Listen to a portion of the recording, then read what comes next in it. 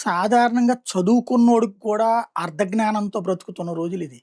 చదువు రానటువంటోడిని దృష్టిలో పెట్టుకొని పదే పదే తప్పుడు మాటలు ఎందుకు మాట్లాడుకోవడం? జగన్మోహన్ రెడ్డి తీసుకొచ్చినటువంటి అప్పుల్ని మేము గడుతున్నాము అన్నది నేను నాదెళ్ల మనోహర్ గారు చెప్తాను సివిల్ సప్లైస్. అంతకుముందు అదే కదా జరిగింది. చంద్రబాబు గారు అప్పు చేయలేదా? ఆయన అప్పులు జగన్ తీర్చలేదు. ఇదేమన్నా జగన్‌ది, చంద్రబాబుది వ్యక్తిగత ఆస్తులా ఏంది?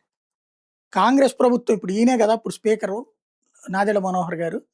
శాసనసభ స్పీకర్‌గా కూడా చేశారు కదా! ఆయన కాంగ్రెస్‌లో ఉన్నప్పుడు కాంగ్రెస్ చేసిన అప్పే కదా! 1,90,000 కోట్ల రూపాయల అప్పు అట్లా మిగిలితే, అందులో ఆంధ్రాకి 90,000 కోట్లు అప్పిచ్చిపోయిందెవరు? అప్పుడున్న ప్రభుత్వం కదా! మొత్తం 1,30,000 ఎంతో ఉంది. ఆంధ్రాకి అప్పుల్లో వాటా కింద ఇస్తూ అసలు రాష్ట్రం ఏర్పడడమే అప్పుతో పుట్టింది. 90,000 కోట్ల అప్పుతో. మరి అది చంద్రబాబు తీర్చట్లేదా?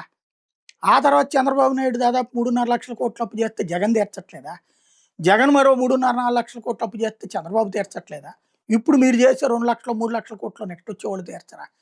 ఇదేదో జేబుల్లో సొమ్ములు ఇస్తున్నట్టు ఎందుకు పదే పదే అప్పు మేము తీరుస్తున్నాం, అప్పు తీరుస్తున్నాం. మేము అప్పు చేసేది చెప్పం, అప్పు తీరుస్తున్నాం అంట. ఎదురోళ్ళు అప్పు చేసేది చెప్తాం, వాళ్ళు అప్పు తీర్చారని చెప్పం. ఇది ఏందంటే మనకేమైపోయిందంటే చదువుకున్న మూర్ఖుల రాజ్యం తయారైపోయింది. అదో పెద్ద సమస్యగా మారుతుంది.